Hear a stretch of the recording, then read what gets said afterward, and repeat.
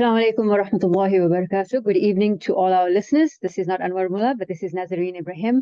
I'm the founder and CEO at NAS Consulting International, also director on the board of the Minara Chamber of Commerce. This show is proudly brought to you by the Minara Chamber of Commerce, and thank you once again for joining us.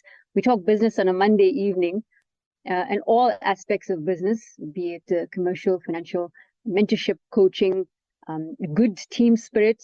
And we're at that time of the year where I think the team spirit is starting to take a bit of a toll, but we can discuss those matters as we end the show. This evening, however, we've got what should not slip your mind at all, considering that it is the festive period and transactions will be ramping up across the board. Companies will be also giving a lot of thought to what their systems are looking like going into the new year. One of those systems, and a primary concern for many business owners, both large and small, is around cybersecurity. So this evening, we'll be looking at cybercrime and what does that mean. We've got an excellent guest on the studio in our studio, virtual studio tonight.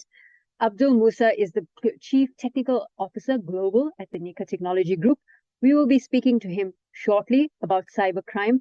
The team at Nihka Technology Group, led by the execs Abdul Moosa, Yashmita Bana, and others, have worked tirelessly with organizations both at the public sector blue chip level, including medium-sized organizations, to understand not only the fears around what cybercrime looks like, the profiling of what a hacker or a bad actor looks like, but what it means for people at an individual level, just the everyday person like you and me on the street, walking around. And I was speaking with Abdul earlier. I really want to understand what it means for a hacker or a cyber attack to happen in the palm of your hand. It's going to be an interesting conversation because I think a lot of people think about antivirus and they immediately think of their laptops, but you're going to have to start thinking about what that will look like for your cell phone, because typically cell phones are thought to have a higher layer or level of security, and the only thing we usually hear is don't hook onto a Wi-Fi in a public space. Someone could hack into your personal accounts or watch your movements. But is that all there is to it? And that's what we'd like to find out with Abdul shortly on the show. Before we get into that conversation, however, it would be nice just to have a look at some of the headlines that have been going on. Al Jazeera ran an article about the US National Security Agency unveiling Artificial Intelligence Security Center. NASA Director Paul Nakasone says US maintains advantage in AI development, but capabilities cannot be taken for granted, emphasizing a threat from China. Of course, with all the geopolitical tensions going on between the two countries, they would make such a statement. But the article goes on further to say that they announced the creation of an AI security center that will oversee the development and integration of AI capabilities within US defense and intelligence services.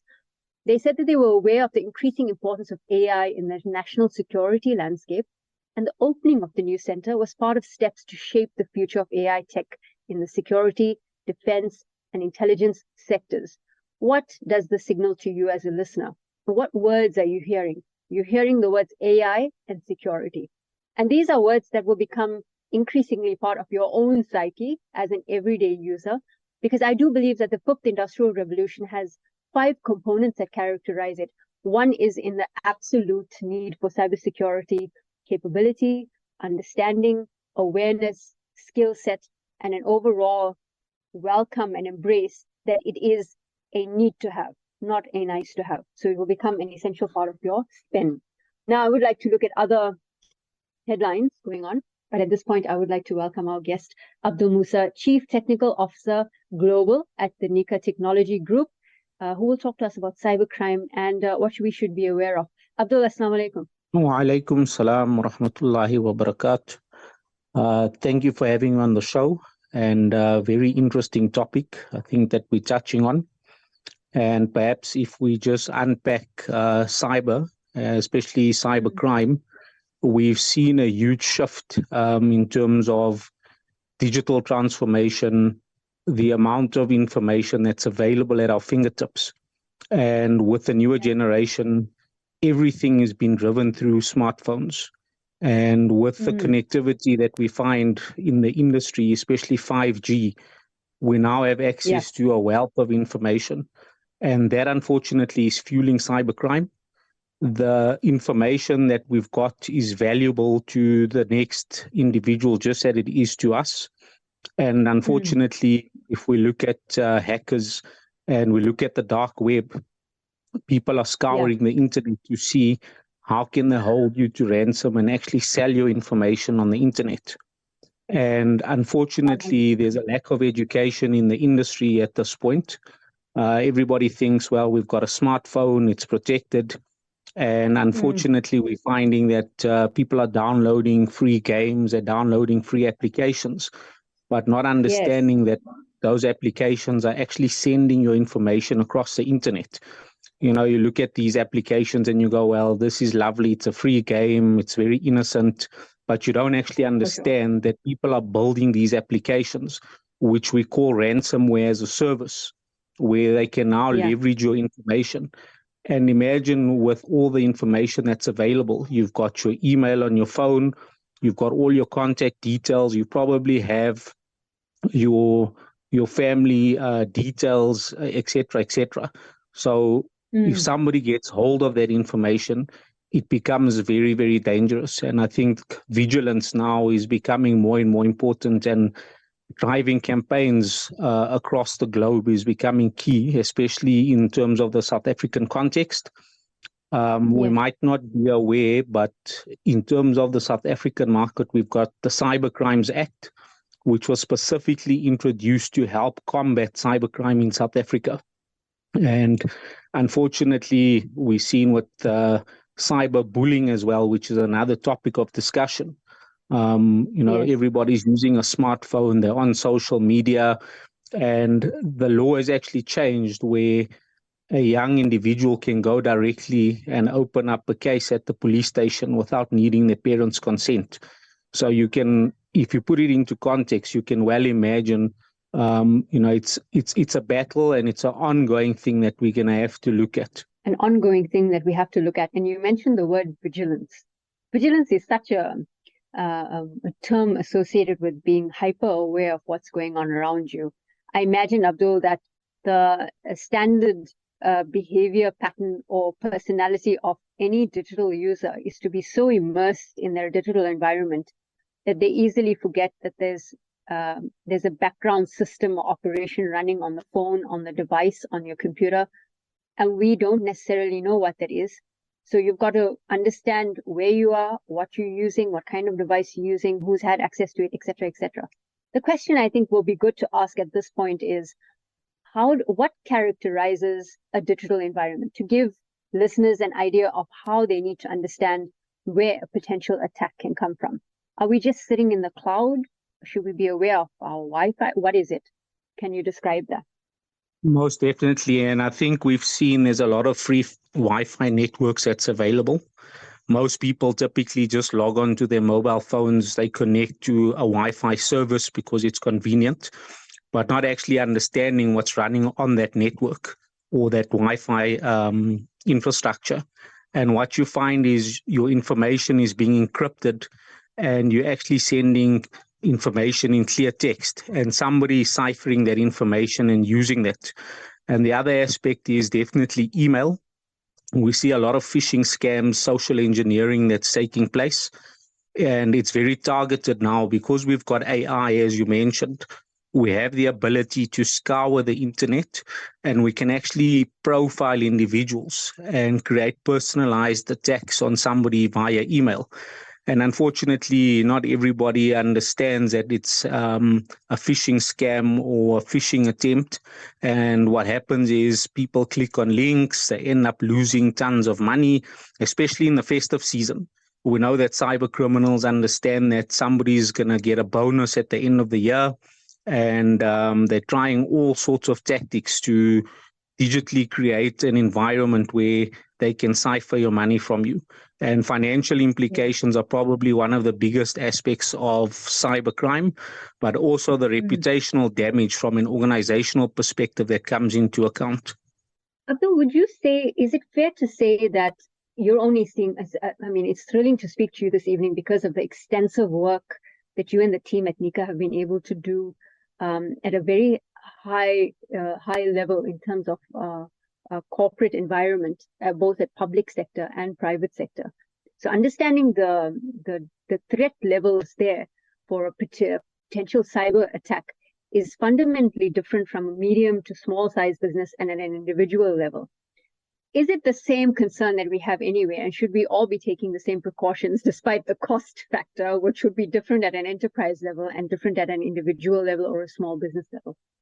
So I think across the board, we need to treat cybercrime the same.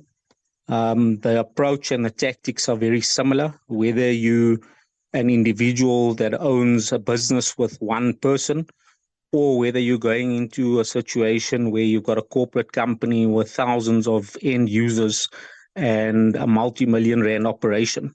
The implications are very similar. And unfortunately, in South Africa, we've got various acts. If we look at the POPI Act as an example, there's serious implications when information gets stolen. And organizations need to have specific controls in place to combat these things, because no network is 100% secure, but the regulator knocks on your door. And unfortunately, with that said, there's implications in terms of negligence. So whether you, as I mentioned, a small business or a large enterprise, you still need to adhere to the laws in the country. And that means It applies to everybody. People are not excluded, or companies are not excluded from complying with the laws of the country. So aside from compliance, I'm also looking at the general user behavior that people have. If we look at our mobile phones, and I want to bring it back to the device level, typically the conversation centers around, if I have a notebook or a laptop, there's a chance that I am going to get some kind of virus on it. People understand AV, antivirus. They understand multiple now methods of accessing their device, whether it's through a biometric fingerprint, a password, some kind of keychain they got saved, whatever it might be. It's usually restricted to the thinking or the psyche for most people is, my computer is the only thing that I need to be worried about. What have you been finding at the client level with cell phones particularly? What is the behavior and what are some of the challenges that people have been finding with their devices to find malware on it, or someone tracking them or have access to their phones? What has been the experience so far? Typically, what we find, a lot of end users are going for free antivirus software. And unfortunately, those packages are not good enough to combat the advanced attacks that we've seen. And I think that's probably one of the biggest. On the laptop or on a phone itself? I think both, on the laptop and a phone, because if you look at your mobile device, most people don't actually invest in any antivirus software. They're using what comes with the operating system, as an example, with Android or iOS or another flavor. But what's not happening is we're not finding enterprise type packages on somebody's phone that's proactively combating and fighting these threats. So you end up finding out that you've got malware running on your phone and you're not even aware of that malware. I've seen instances on phones where somebody installs a command and control application, and from the internet, they can actually log into your account, read your messages, they can take screenshots remotely. And most people they're unaware of those things. And suddenly you're wondering, why are there screenshots on the phone? You never ever created those screenshots. But in the meanwhile, it's very advanced malware that's sitting on your device that can only be detected with some sort of enterprise-grade antivirus or anti-malware. With these types of malware, is it possible that the levels of biometric access can be replicated? So, as an example, there was a recent article I came across, which now I can't remember where I read it, a few days ago, about how the banking, you have levels of banking, you have access to your banking apps. And these are typically through 2 or 3 factor authentication. You'll do multiple steps in order to verify that it is you as a user. I suppose in that chain of access, biometric of the fingerprint access is the highest level of authentication. Is this something that is at risk as we go into the fifth industrial revolution of AI and security? So what I've seen, multi-factor authentication is definitely a must in order to secure your device. But there's also very advanced malware that's able to intercept the session once you've authenticated. So you have the ability to actually log in through a session that's already open on your device. But I think just as a best practice approach and the hygiene, it's definitely something that needs to be considered, because the more security and authentication you have on your device, the more difficult it becomes for somebody to actually log in. Yes, you can bypass it, but it's very similar to a house. How much security have you got around your house? Do you have an electric fence? Do you have burglar Exactly. bars? Do you have an alarm system? So it's a very similar thing when we talk about multi-factor authentication. Yeah, multi-factor authentication. I suppose the risk also is if voice or facial recognition or video recognition comes into play for multi-factor authentication, that may pose to be a challenge going into 2024 and beyond because of deep fake technology as well as the advances in generative AI, which I suppose is a conversation that you're having with customers already. Would that be true to say or fair to say? Definitely. I think most people are looking at deep fake technology and they're going, how can someone unlock my phone using a generative AI capability? Because AI has definitely become advanced. There's even points where somebody has, let's say, speech or voice recognition, which you can also fake with AI. So biometric technology and its authentication is becoming more and more complex. And I think hence the multi-factor authentication method, where you're not only using a single biometric approach, you should actually be using multiple things.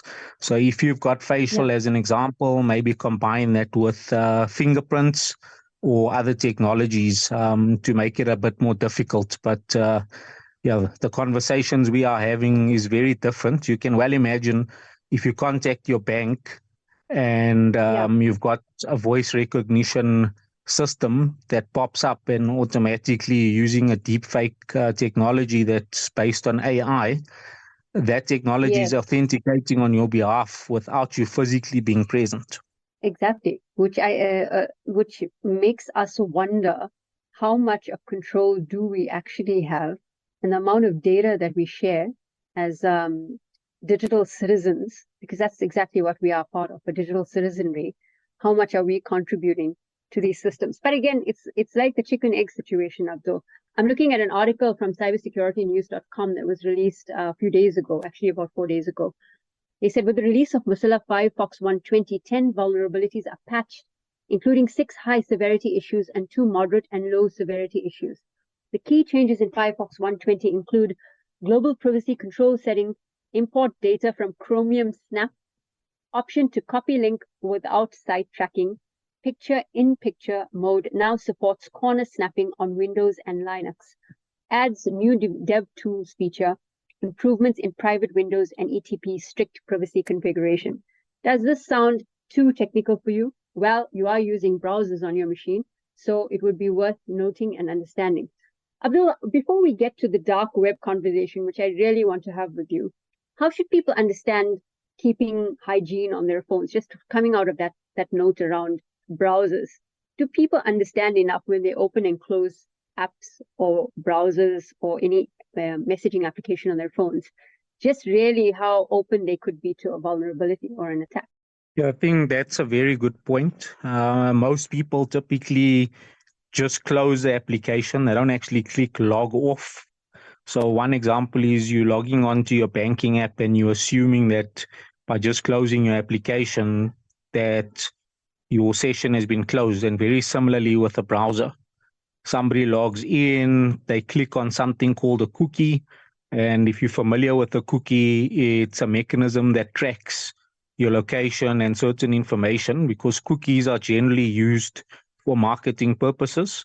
And you'll find when you log on Facebook and other social media websites, what you had looked for in terms of e-commerce and online shopping, suddenly there's advertisements that's customized to you. But very similarly, in the same vein, you have bad cookies and you have good cookies. And the bad cookies are what actually poisons your device. And that is where information starts leaking to the dark web. And you've got things like info stealers. So when you're logging on and you're filling out information and passwords, that information is being sent to the dark web. And the dark web is an anonymous network where hackers use that as a trading ground to actually sell your information. To sell your information. Do you think many people are aware that a lot of their information currently sits on the dark web? I am not naive to the idea that I am sure a lot of my personal information, passwords, my entire profiling, my ID number are sitting on the dark web, and possibly all my personal financial details.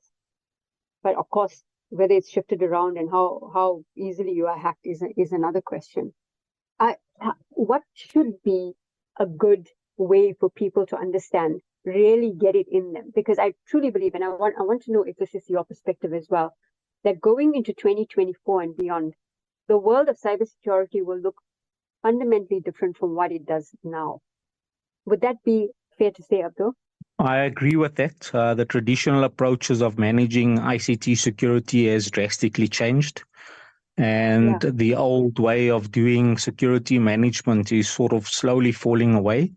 And the reason for that is if we look at artificial intelligence and what cyber criminals are able to do at mass scale, you can imagine if you've got individuals from a skills perspective trying to manually fight this.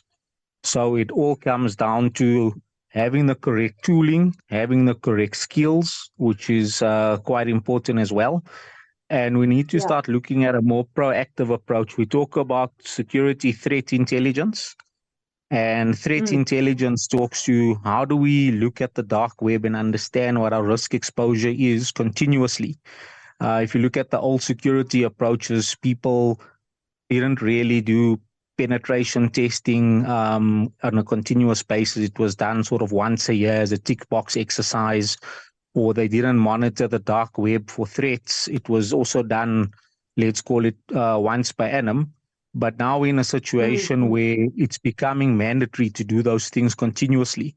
So the way your cyber security operations center works, AI, including human skills, are quite key. And the important thing is EQ in AI, which is very important when we talk about security, because AI in the wrong hands when we talk about cybersecurity can be very dangerous. EQ into AI. What a fascinating way. And I suppose that is the ethos of Nihka when you're applying solutioning or doing public education, is not only thinking around the technology itself, because the technology doesn't just work by itself, although with artificial general intelligence on its way, we could have a different conversation. But AI as a technology is an enabler, but the EQ of how humans participate in that process, I suppose, is what's important. Abdul, what a fascinating conversation. And to wrap up, what would you say to businesses listening now around how they need to think about cybersecurity and implementing it into businesses if they have not already started to give this some thought? If they're not willing to spend the money now, what should they face? Should they not want to spend the money, invest in this necessary structuring around security with their businesses? I think for me, the important entry point is to understand your business risk. We talk about a business impact and risk assessment, and there's various frameworks that companies need to look at. Two of the common frameworks that we find in the industry is based around NIST and CIS. If you don't have budget to invest, at least understand what your risk exposure is. And from there on, you can make an informed decision around the initiatives that need to be undertaken to secure your environment.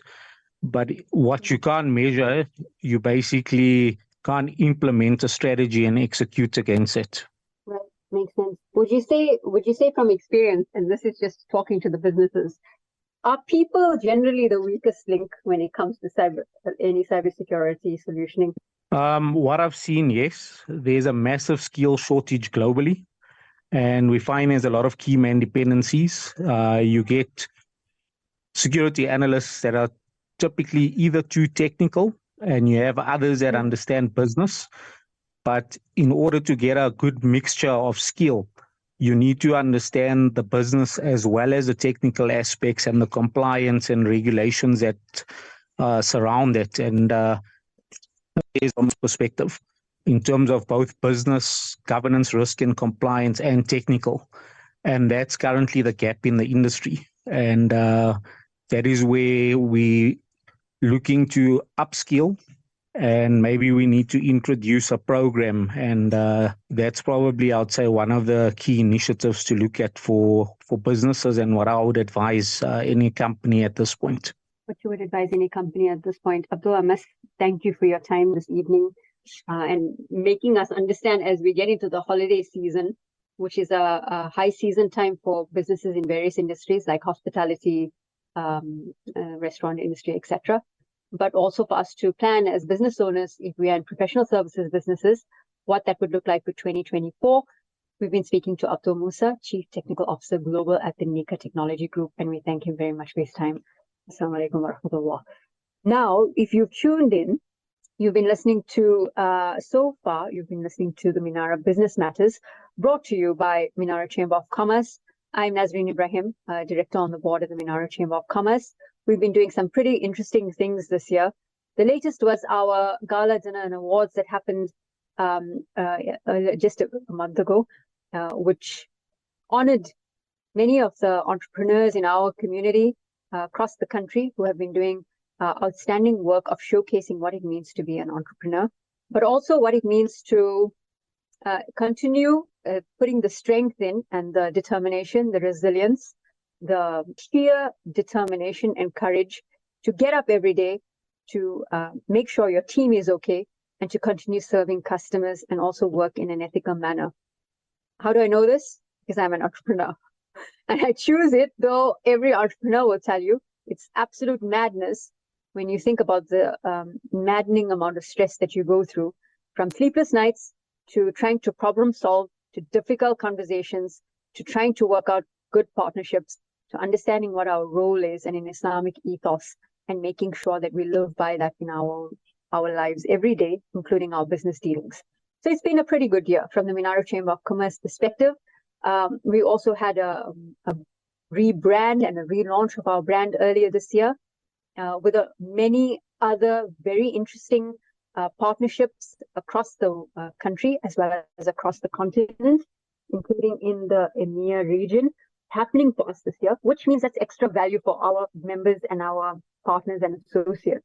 If you want to know more, go and visit minara.org.za or email kzn@minara.org.za, and we will be able to share more information. If you are not already a member, then you're doing yourself a disservice as a business not to be part of an organization that is one of the leading voices for specifically digital transformation in the country. Compared to other chambers of commerce, and we have many sisters chamber of commerce in the country who are doing fantastic work, but I would say that we are the leaders in understanding and disseminating information around digital transformation. Do you want to know more? Then get to minara.org.za, sign up for your membership, and you will get far more value-adding initiatives that will aid your business development and growth going into 2024. Remember that we talked about the fifth industrial revolution just in passing with Abdul in the conversation around cybersecurity. Well, earlier in this month, I had a chance to be interviewed talking about what the fifth industrial revolution looks like. For myself, as a media and communications expert, but also as an AI leading voice of AI in public education in the country, I can say for sure from the work that we have been doing extensively that there are few elements that comprise what the fifth industrial revolution will look like. One of them is the increased investment into cybersecurity and its practices. If you have not invested or thought about cybersecurity systems, whether it's even at a basic level in your family-owned business, in your mom or pop shop, you need to do that now. If you have not already faced some kind of breach, or someone in your organization has unwittingly given access to someone not authorized to your devices, then you are going to be in trouble at some point. Whether it's with the information regulator, or with a hacker who's demanding a ransom from you, or with someone who's taken your information and potentially will use it against you in a business deal, these are all scenarios that are ripe for exploitation. It is necessary to start thinking about it now. Some other elements that characterize the fifth industrial revolution are, of course, ethics around technology, the ethics around AI, the ethics around what it means for you as a user to have an identity but a voice in the world of AI. These things are important to know. The third that will characterize it is a real invested look at climate change and sustainable energy. If you have heard these terms before, you need to start living them. Remember, technologies like AI and the systems or the farms where this technology is hosted to keep them running consume inordinate amounts of technology, inordinate amounts of power. Whether it uses solar, wind, water, but it is going to use some form of energy. Do you know how that's going to impact you? Well, we need to start thinking about these things, no matter who we are, no matter where we live, no matter what we do. It is our responsibility as digital citizens to make sure that we have that understanding. Why? Because we all contribute to the developing technology of AI through the data that we produce. And these sets of data are used to train the systems that we have. I cannot emphasize to you how important every single person listening to the show, how important your role is. But now let's get back to the topic we were looking through this evening. We talked with Abdul Moosa, Chief Technical Officer Global at the Nihka Technology Group, about cybercrime and what the trends for 2024 could potentially look like. To continue on that theme and that strain, and we talk about cybercrime because it is necessary for you to know as business owners and as individuals, I'd like to hear just these insights from Chris Howard, Gartner's Distinguished Vice President Analyst. He walked attendees through the trends at a recent Gartner IT Symposium Expo talk. And Gartner does have, they're an international research house. They do have a top strategic technology trends for 2024 ebook that you can download. Go check it out online. But let's listen in on what he had to say. Just a component of it you can find as a full recording on YouTube. Let's just take a listen to what some of it are. So AI as partner. So this picks up directly from the keynote. AI as partner, and specifically around protection of what you're doing in AI, because AI creates a very different attack surface. And generative AI adds another variant of that attack surface in ways that you're experiencing. So AI TRISM, or Trust, Risk, and Security Management, is the first of these trends on purpose to kind of get us thinking about how do we keep our things safe. Okay, now, I put this word on here because it would just be wrong not to have it right in the beginning of the presentation. If you're like me, your life has been hijacked by this term since at least December, maybe even earlier of last year. And you've experienced this, I know. You go into a meeting, it's about something completely different. And it becomes a discussion about ChatGPT. Doesn't matter. It all kind of drifts towards this way. Imagine, one of the ways that I seek what we should cover in Gartner is what are people searching on Gartner.com for? What do you think the #1 trend typically is on a Gartner.com search? What is the most searched for term? Somebody guess. Over here, Magic Quadrant. I heard it, somebody said it. Always Magic Quadrant until January of 2023. Then this word appears at 4 times the volume. And the interesting thing about it is that it's every role that we serve, like not just the CIO role, but CFOs, heads of HR, risk management, supply chain. The demand was across every role at the same level, and it hasn't dissipated. So the pressure for you to deliver based on this interest, because what this did is it raised the level of all things AI, and has raised the intent to invest. And so the pressure is on you in the enterprise to actually make this stuff work. Okay, so that's where this comes from. Lots of pressure. Things are moving quickly. You're doing pilots. One of the things that's probably happened in your organization is you see there's an increased intent to invest. This figure comes from a webinar that we did in the first quarter, and we said, because of ChatGPT, how does that change your investment? 45% increased, okay?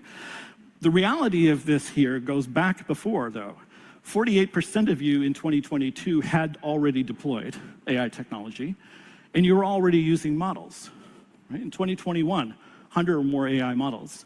But in the pilots that you've been doing, you're starting to notice what the security and privacy issues might be. Things that are beyond hallucination, right? More into things like, where would I want this to make a decision that had some kind of a physical impact or an impact on a person? So a principle here might be, I'm not going to let this AI, this algorithm, make a determination about a loan for an underserved community. Like that might just be one of your principles, because the data that's in the foundation of the training models would tend to steer a loan away from that population, just because of the bias that's in the data itself. So the tools and the techniques around AI TRISM are meant to improve transparency, but also to wrap control and explainability. The control piece, just for a second here, you've already have AI governance policies in place. And so what I encourage you to say is, what do we need to extend off of that because of what's materially different from generative AI? You don't have to reinvent the whole thing. I talk with a lot of governments and policymakers, it's the same kind of thing. Figure out what the delta is, and then figure out how do you protect that. Because bias is a very real thing and a very impactful thing. Okay, so AI TRISM, the kind of tooling that you'll find in here are things like ML ops. I'm seeing an emerging class in the market called LLM ops, so design time protection. But there are also things that protect from model drift or weaknesses in the models themselves. Generative adversarial networks come into play here to interrogate output from the prompts. A whole set of really interesting and emerging text there. Okay, 2, related.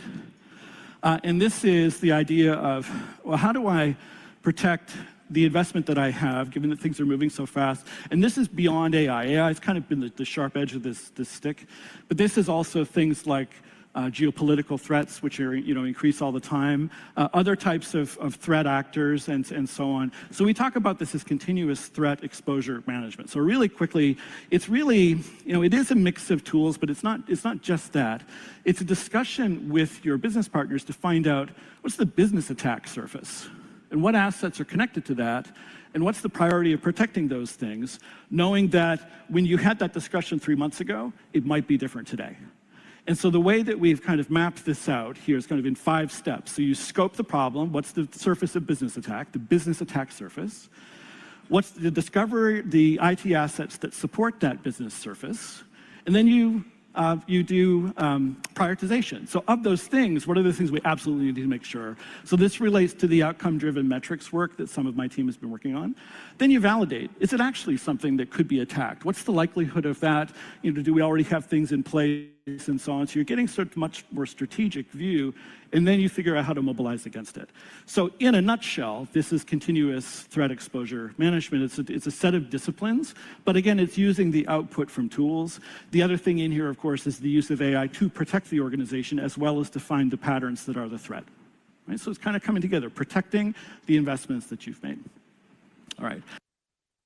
Protecting the investments that you have made, which I think is a great way to end our discussion that we have just had with Abdul Moosa, Chief Technical Officer Global at the Nihka Technology Group. If I just listen to Chris there, talking about the continuous exposure management process stages, what does this mean? It simply means, what do you need to do to start thinking about securing the systems and whatever you do to make your business run? Typically, you would all go into the office, you would all log onto a machine, multiple devices, if any.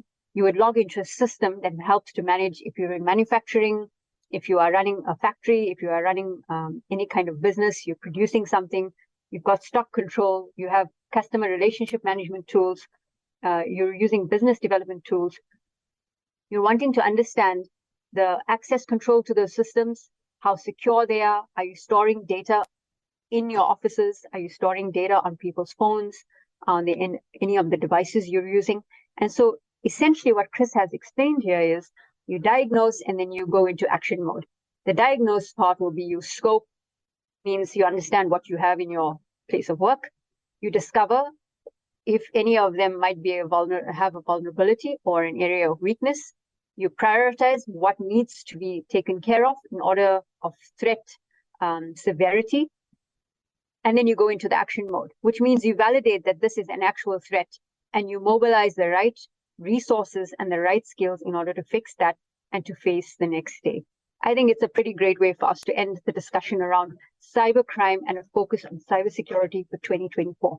Now, as we wrap up the show, I'd like to remind you again, this show is brought to you by the Minara Chamber of Commerce.